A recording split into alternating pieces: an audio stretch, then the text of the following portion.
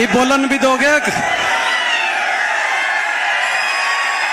बस भाई, बस भाई, बस भाई। राम राम जी, राम राम जी। एक नारे के साथ आज मैं अपनी बात आपके बीच में रहूंगा, जिसमें हम सब सारे आज शामिल होंगे। मैं कहूंगा राजीव गांधी आपको कहना अमर रहे। आज राजीव जी की जयंती के उपलक्ष्य में, सद्भावना दिवस के उपलक्ष्य में, राजीव गांधी, राजीव गांधी।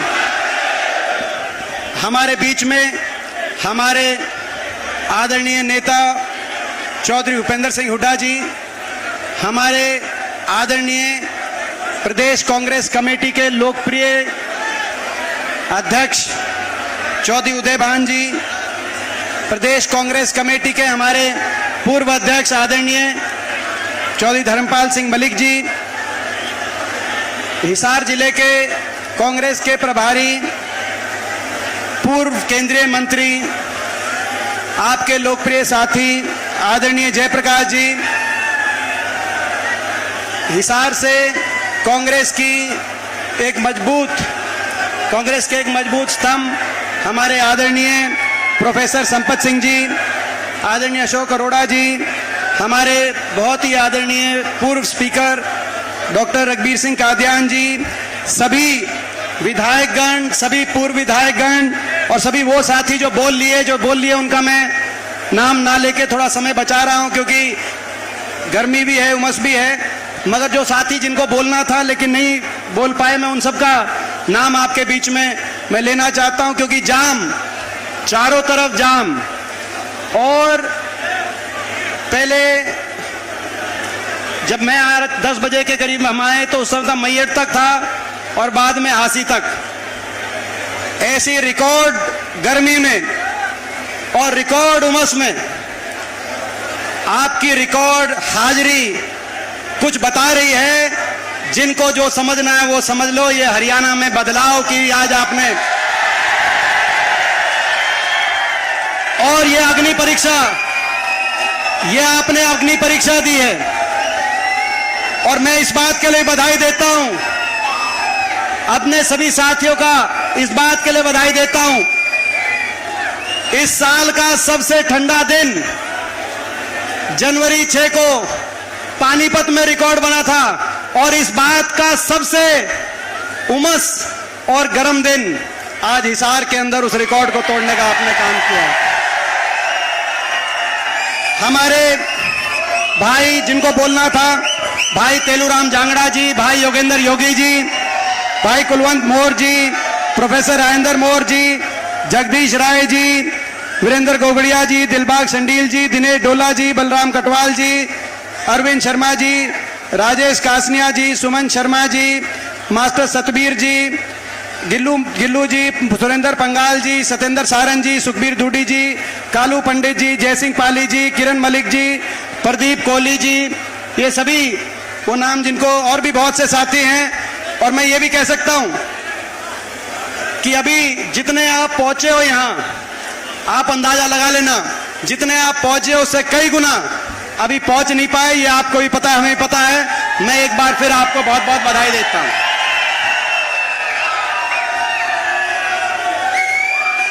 क्योंकि जब हम इनसे लड़ रहे हैं, बीजेपी से लड़ रहे हैं, सत्ता से लड़ रहे हैं, इनके पास बहुत कुछ है।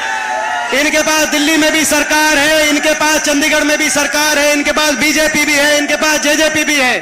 दो पार्टियां हैं, दो सरकार है, सत्ता बल है, धन बल है, मीडिया बल भी इनके पास है। हमारे पास कुछ है तो आपका आशीर्वाद है और आपका दिया हुआ हौसला है, और उस बात पे लड़ रहे हैं, और उस हौसले से लड़ रहे हैं, और आपके आशीर्वाद से लड़ रहे हैं।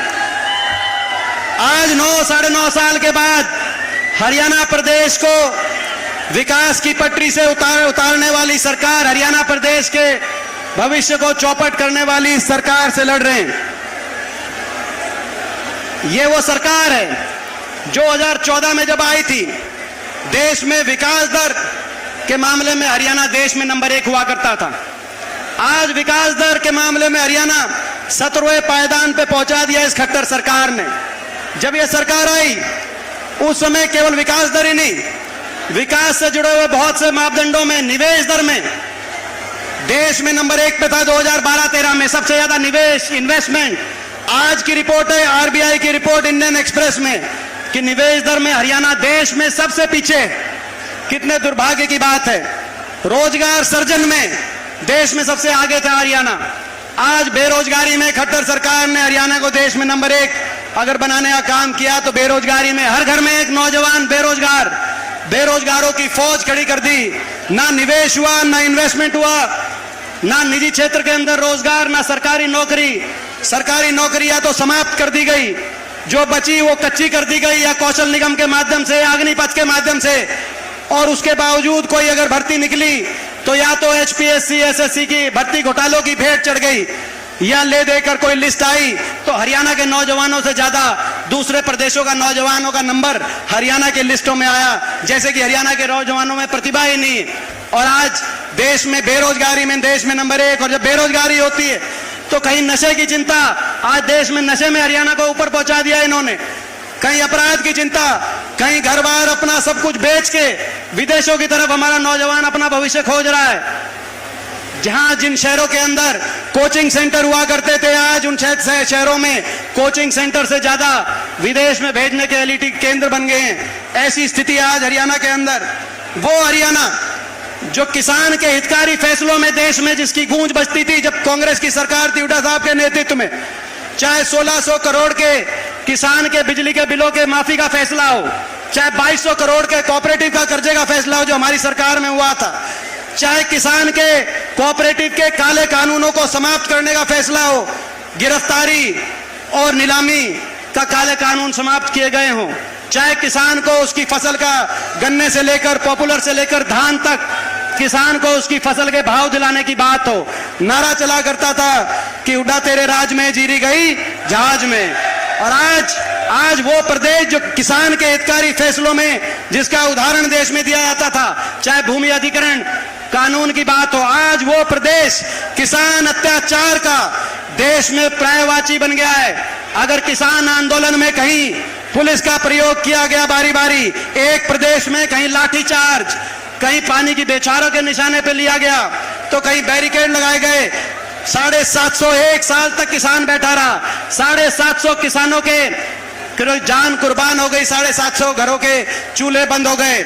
और अगर एक सरकार थी जिसके मुख्यमंत्री से लेकर सभी मंत्री एक स्वर में किसान का तिरस्कार कर रहे थे, और एक पार्टी थी देश की सरकार से लेकर और प्रदेश की सरकार तक हर व्यक्ति की जबान पे जिस पार्टी सत्ताधारी लोगों के किसान के लिए अपमान था तो वो बीजेपी पार्टी थी और हरियाणा सरकार थी। आज किसान अत्याचार में खट्टर सरकार ने देश में नंबर 1 बना दिया। वो प्रदेश जो 2014 से पहले गरीब की कल्याणकारी योजनाओं में जिसका जिक्र देश में आता था, इंदिरा जी के समय 100-100 गज के प्लॉट कटे थे देश में, उसके बाद किसी प्रदेश ने, किसी सरकार ने 100 गज के प्लॉट का काटने का काम नहीं किया। अगर हुआ तो हरियाणा में एससी वर्ग के हमारे भाई, बैकवर्ड के हमारे भाई, 4 लाख परिवारों को 100-100 गज के प्लॉट दिलाने का काम कांग्रेस की हुड्डा सरकार ने हरियाणा में करके दिलाने का काम। चाहे 100 गज के प्लॉटों की बात हो, चाहे प्रियदर्शनी इंदिरा आवास योजना में 3.5 लाख मकान बनवाने की बात हो, चाहे 20 लाख गरीब घर के बच्चों को स्कूल के अंदर वजीफा दिलाने की बात हो, चाहे पीने के पानी की टूटी टंकी देने की बात हो, चाहे राशन डिपो पे तेल, चीनी, दाल के साथ अच्छी क्वालिटी के अनाज की बात हो, जो प्रदेश गरीब कल्याण में चाहे बड़े बुजुर्गों को और हर वर्ग को देश में सबसे ज्यादा पेंशन देने की बात हो, जो प्रदेश गरीब कल्याण में देश में नंबर 1 हुआ करता था 2014 से पहले, वो आज महंगाई में नंबर 1 बन गया। हर घर का बजट बिगाड़ दिया इन्होंने। महंगाई देश में सबसे ज्यादा टैक्स अगर कहीं है, सबसे ज्यादा वेट अगर कहीं है तो इस खट्टर सरकार में, बीजेपी सरकार में हरियाणा के अंदर है। आज हर घर की गरीब के डीजल, पेट्रोल, रसोई गैस का सिलेंडर, जो सिलेंडर 400 पे था आज 3 गुना बढ़ गया। डीजल, पेट्रोल, रसोई गैस का सिलेंडर, स्कूल के बच्चों की फीस, बिजली के बिल, आज हर घर के बजट को बिगाड़ने का काम इस सरकार में हुआ। जो प्रदेश 10 साल तक जो प्रदेश 10 साल तक शांति का प्रतीक था, 10 साल में किसी वर्ग को धरना नहीं देना पड़ा, किसी को अपनी मांग के लिए, जैसे ये बैठे हैं आए हुए हैं, ओल्ड पेंशन स्कीम के लिए हमारे कर्मचारी दर दर ठोकरे खा रहे हैं, उन पे लाठी की भाषा से जवाब दिया जा रहा है। 10 साल तक कर्मचारी, व्यापारी, किसान कोई धरना नहीं हुआ। उस प्रदेश में, इस खट्टर सरकार में कोई वर्ग ऐसा नहीं बचा जिसको, किसान से लेकर और मजदूर तक, जिसको धरना ना देना पड़ा, और कोई वर्ग ऐसा नहीं बचा जिस धरने को सरकार ने लाठी की भाषा से जवाब ना दिया हो। वो प्रदेश जो शिक्षा के क्षेत्र में आगे बढ़ा था, जब हमारी सरकार थी, कांग्रेस की सरकार, हुड्डा साहब के नेतृत्व में 14 विश्वविद्यालय हरियाणा के अंदर, जिसमें से 2 विश्वविद्यालय हिसार लोकसभा क्षेत्र में, लाला लाजपत राय यूनिवर्सिटी हिसार की बात हो, चौधरी बंसीलाल यूनिवर्सिटी प्रेमनगर जो भवानीखेड़ा हल्का में पड़ती है उसकी बात हो, 14 यूनिवर्सिटीज बनवाने का काम हुआ था, 2300 स्कूल नए स्थापित करने का काम हुआ था। आज उस प्रदेश में 5000 स्कूल बंद कर दिए, मर्ज कर दिए, और स्कूल बंद और मर्ज करने के बाद छोटे छोटे बच्चों को अपने स्कूलों के आगे धरने पे बैठने में मजबूर होना पड़ा। शिक्षकों की भर्ती नहीं हुई। जब हमारी सरकार थी 1 लाख केवल शिक्षा विभाग में शिक्षकों की भर्ती हुई थी। आज उस प्रदेश में 9 साल तक शिक्षकों की भर्ती नहीं, स्कूलों पे ताले लग रहे, गरीब का बच्चा कहां जाएगा। मैं पूछना चाहता हूं इस खट्टर सरकार से, जिस प्रदेश में स्वास्थ्य के मामले में जो हमारी सरकार थी, 6 मेडिकल कॉलेज पूरे प्रदेश के कोने कोने में, और मैं एक बात बताना चाहता हूं, हरियाणा के गांव और देहात में कुल मिलाकर 641 पीएचसी और सीएचसी में से 476 यानी कि 3/4 75% पीएचसी और सीएचसी छोटे अस्पताल अगर बने तो 10 साल की कांग्रेस की सरकार में बने। वहां एक कोई अस्पताल और एक मेडिकल कॉलेज की तो दूर की बात है, आज वहां ऐसी व्यवस्था आ गई, गरीब आदमी के पहुंच के बाहर गरीब आदमी के पहुंच के बाहर इलाज हो गया, और गरीब के बच्चे के पहुंच के बाद मेडिकल की शिक्षा हो गई। 40,000 फीस थी इन मेडिकल कॉलेजों में, आज 40 लाख की फीस। गरीब के बच्चे मेडिकल कॉलेज के एमबीबीएस स्टूडेंट्स, उनको भी धरने पे बैठना पड़ा। ऐसी स्थिति, वो प्रदेश जो खिलाड़ियों के सम्मान में, जो अभी कह रहे थे विजेंदर, खिलाड़ियों के सम्मान में देश में जिस प्रदेश के उदाहरण दिए जाते थे, 750 खिलाड़ियों को सीधा भर्ती किया गया था, जिसमें भाई विजेंदर बॉक्सर भी शामिल थे। आज उस प्रदेश का उदाहरण दिया जाता है कि उस प्रदेश की बेटियां जो ओलंपिक में मेडल लेके आई, उनको घसीट घसीट के दिल्ली की सड़कों पर इस सरकार ने घसीटने का जो काम किया, लेकिन उसके बावजूद हरियाणा के मुख्यमंत्री, हरियाणा के खेल मंत्री या किसी हरियाणा के बीजेपी के नेता के मुंह से यह नहीं निकली कि हम अपनी बेटियों को कहना चाहते हैं आप धैर्य रखें, अपना मेडल मत बहाएं गंगा में, आपको न्याय मिलेगा।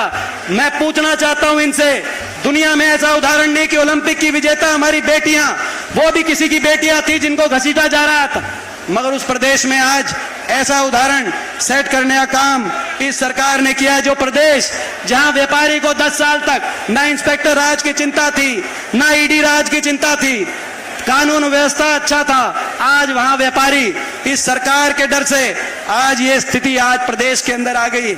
मैं आपसे पूछना चाहता हूं, ये जो खट्टर सरकार 9 साढ़े 9 साल की, इस सरकार से शिकलिया की निभावी कसर रह रही है, और ये हिसार विकास की पटरी से उतार दिया हरियाणा प्रदेश को। मैं हिसार की भी बताना चाहता हूं, आपको याद होगा किसी भी बड़े केंद्र का अगर विकास जुड़ा हुआ है तो कनेक्टिविटी से जुड़ा हुआ है।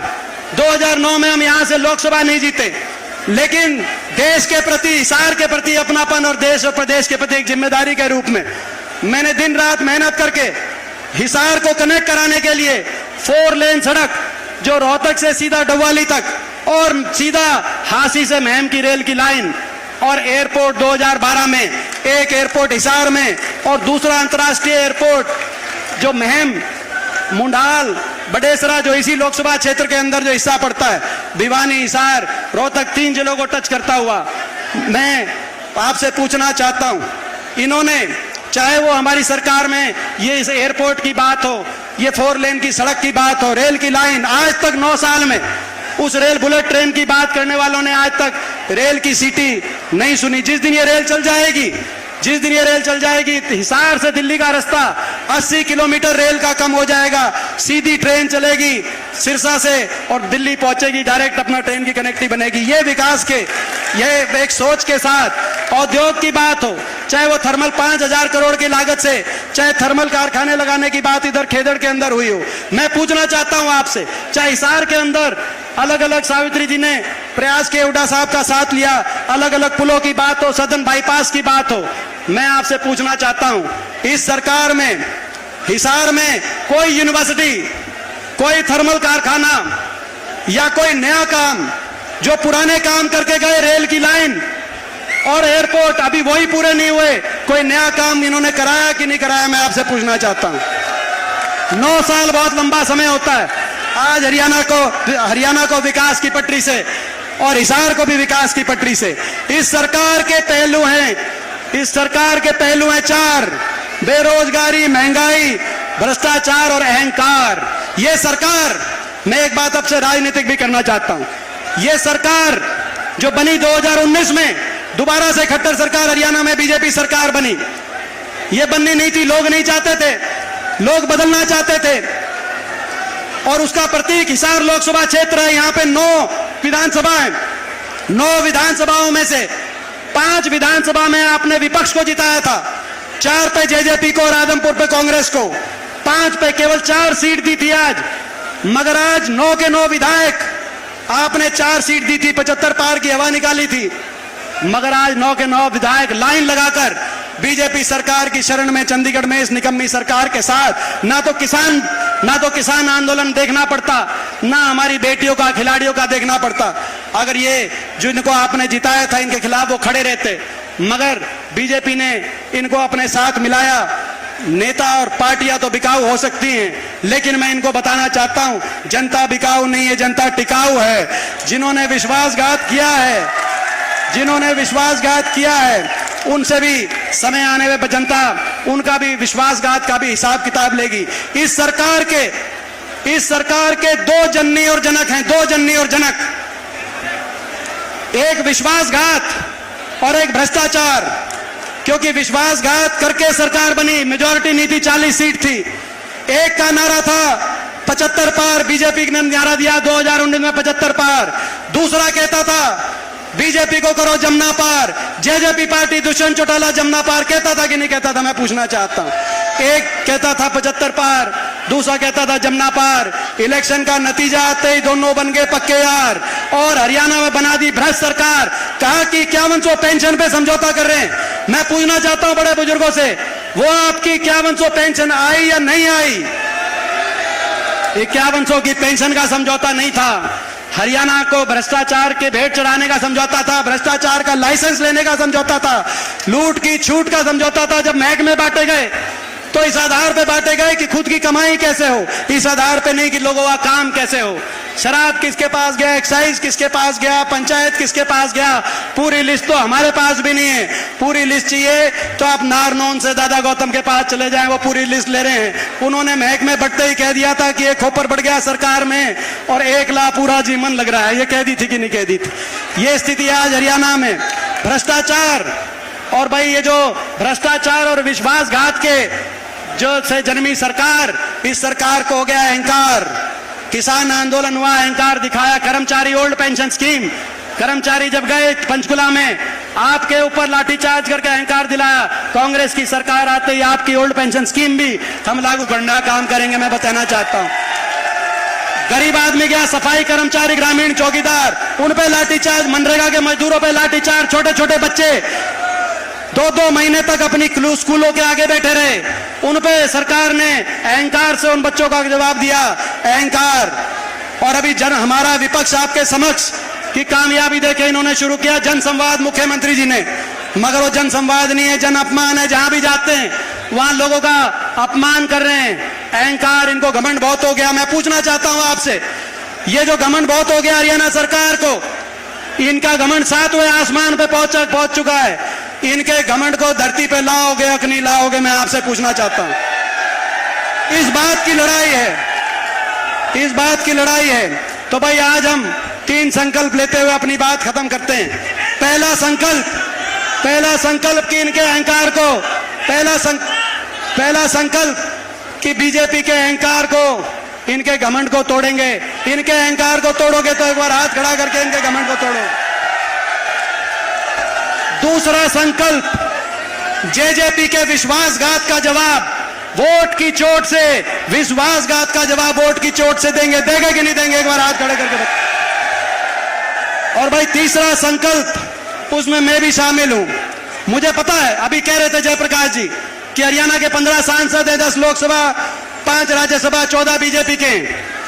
और ये कह रहे थे कि जब किसान आंदोलन में बोलता था मुझको निशाने पे लेते थे। मुझे पता है ये लोग मुझको निशाने पे लेते हैं, मुझे पता है इनकी आंख में मैं रड़कता हूं। मैं पिछला लोकसभा चुनाव जब लड़ रहा था तो कितनी बार प्रधानमंत्री आए रोहतक, मुख्यमंत्री सारे दिन, कितने मैं नहीं कहना चाहता, लेकिन मुझे पता है कि मैं इनके निशाने पे रहता हूं। पिछला लोकसभा चुनाव था तो निशाने पे था। किसान आंदोलन में जब संसद में खड़ा होता था तो सारी बीजेपी जो जिस तरीके से निशाने पे लेती थी, महिला खिलाड़ी आंदोलन में बैठे तो देश की सारी बीजेपी, यूपी के सारे सांसदों ने, हरियाणा नहीं, जिस तरीके से मेरे को निशाने पे लिया, मेरा दिल जानता है। लेकिन फिर भी मैं एक संकल्प आपके साथ मिलकर लेना चाहता हूं। मैं हो सकता है इनके निशाने पे हूं, लेकिन ये भी मेरे निशाने पे हैं। और जब तक